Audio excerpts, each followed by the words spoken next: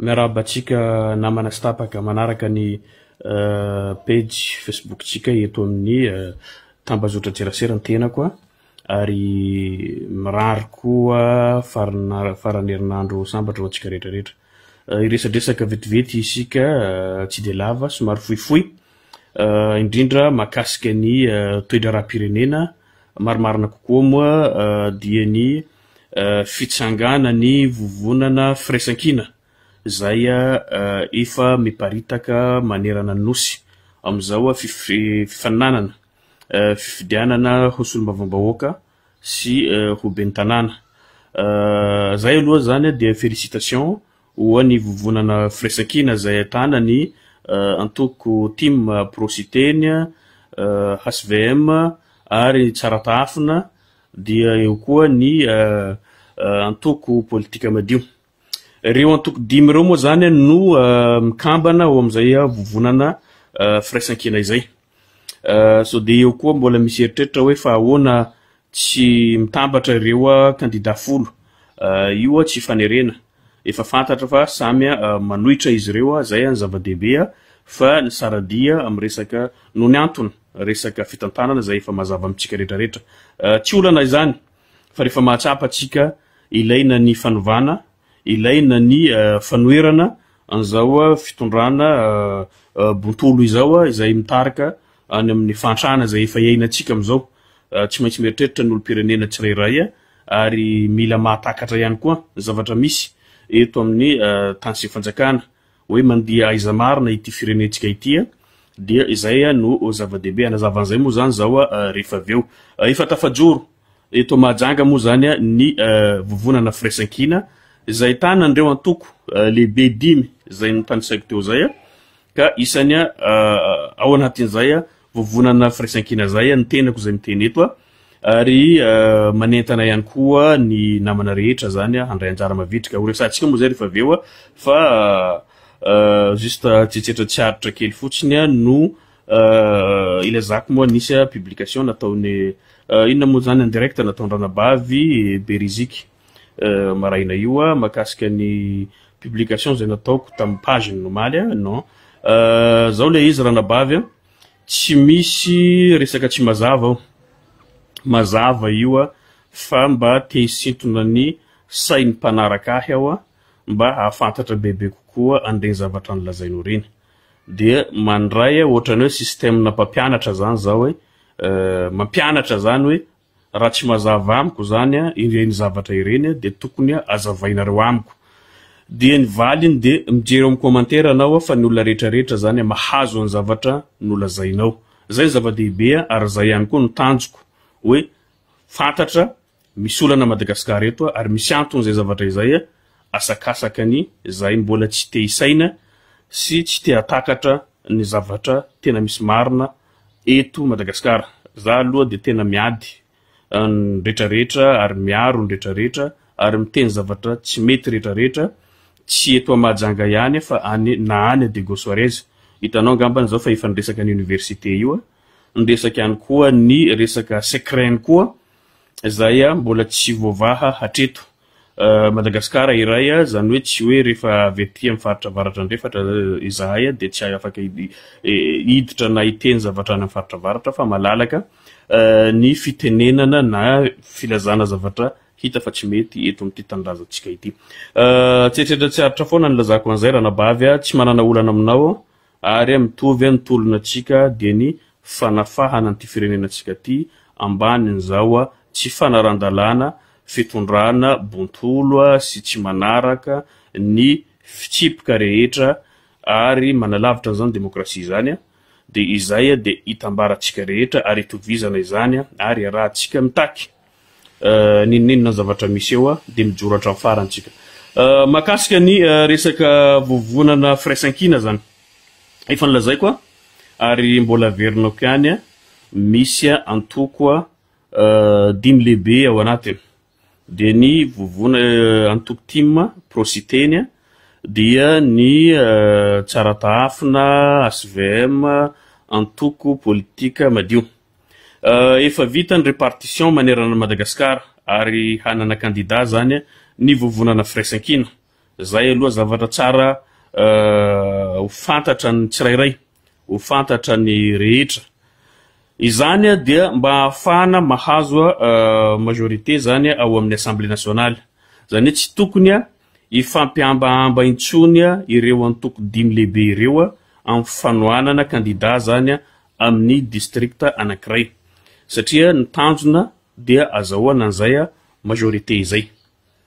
Ka eto ny rehetrarehetra efa mahalala ary zany resaka vovonana zany dia tsy zava-baovao intsony amin'ny fanaovana politika eto amin'ny tandazatsika. Ny TGV IRD zany vovonana, ny FIRAISANKINA vovonana, ny collectif ny candidat vovonana.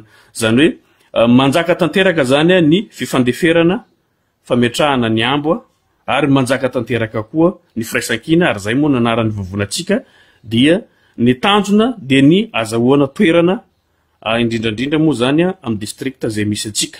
Raha ny eto Mahajanga zany dia ny azahoantsika toerana anankiroa no tanjona apetraka atsika. Zany hoe samy mitondra ny anjara brikiny ny antoko tsirairay. Na ny team zany, na ny prositeny zany, na ny tsaratafina, na HVM io, na antoko politika madio, na ireo zay manaiky ny politikanay. Ary mbola misokatra amin'ny rehetra ny tenako. Miantso antsika tongava ifanometanana anao fomba zay azahoantsika andreo toerana anankiroa reo. Zany hoe tsy anankiray ihany no alaitsika fa roa. Ny antony dia zao raha navita ny adidy zay tandrify azy ny olona zay nitondra antsika teto nandritra n'ireo fotoana lavabe tsy ohatran'izao, tsy potika ohatran'izao ny tanànantsika. Ny route nationale raha vao miditra amin'ny faritany Mahajanga dia lavadavaka hatraty Mahajanga. Raha nataotsika adiny 7-8 adiny 5 farany ela indrindra ny Tananarivo Mahajanga amin'izao fotoana zay fampiresantsika dia adiny 5 na 15 heures de temps zany anaovantsika an'io lalana 600 km io. Hitatsika amin'izany fa simba ny lalantsika. Fividana solombavambahoaka no atao.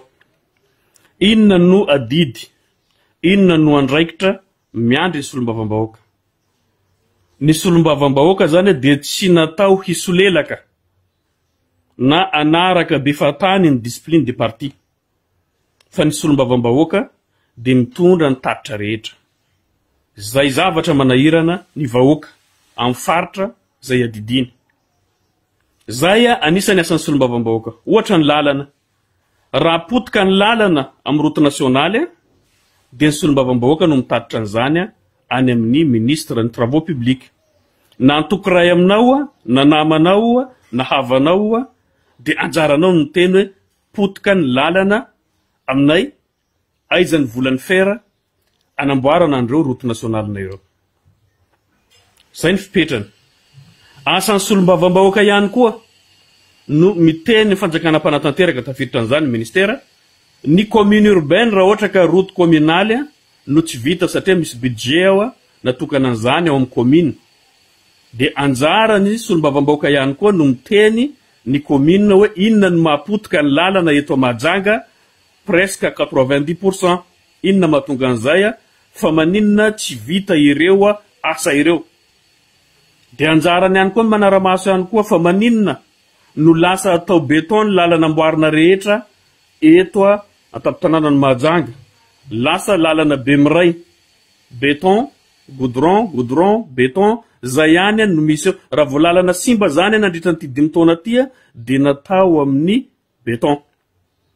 Dia fantanena mipetraka hoe nanao ny asany ve ny solombavambahoaka. Lany tamingana ve ny beton goudron eto Madagasikara. Efa tsy misy intsony ve ny goudron ka tsy mety atao ny manao an'io lalana io amin'ny goudron. Manentsina na manampina tipitopo izy tsika amin'ny alalan'ny goudron. Tsisy zany. Anjaran'ny solombavambahoaka zany manadiady an'izay mampahafantatra atsika vahoaka hoe ohatran'izao zava-misy tena marinao dia inona ny vahaolana. Ny solombavambahoaka ihany koa manana tetikasa ihany koa. Misy an'izay CLD taloha lasa siady zany hoe misy ampambola kely mety hanaovany activité économique.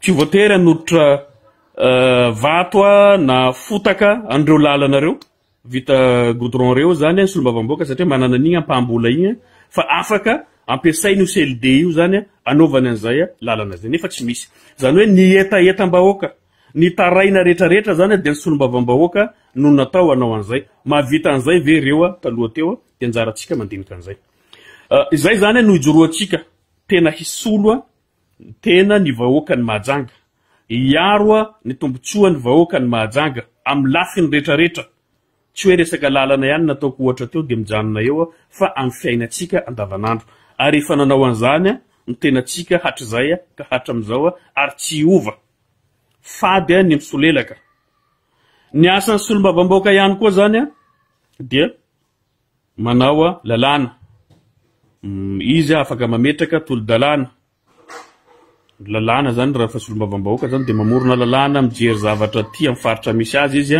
zay zavatra tokony ametrahana lalàna vaovao na afahany manitsy lalàna teo aloha zany dia zavatra mbola asan'ny solombavambahoaka ihany tsy maintsy atao zay arakaraka ny filana misy amintsika ty ny asan'ny solombavambahoaka ihany koa dia mandany ny volavolan-dalàna zay atolotra ny gouvernemanta zany hoe ilana fahalalana ihany zay satria rehefa tsisy an'izay fitaovana makasika an'izay fahalalana zay ny olona anankiray zany dia anangatanana be fahatany amin'izay zavatra rehetrarehetra zay misy eo satria ny resaka loi de finance dia tsy vitany hoe solombavambahoaka anao rehefa solombavambahoaka anao dia fa mahafantatra ny zavatra rehetra ao fa ilaina izay no mahatonga misy ny solombavambahoaka zany ilaina ihany ny fahalalana eo ihany koa ireo assistant reo koa zany dia mba olona mahalala ihany koa hanampy azy amin'izay fahafantarana zavatra rehetra zany voafaritra ao anatin'ny lalàna zay satria tsy misy olona lafatra fa nefa na izany na tsy zany dia ilaina ihany mba manana minimum de connaissance ny olona anankiray hisolo ny vavambahoaka satria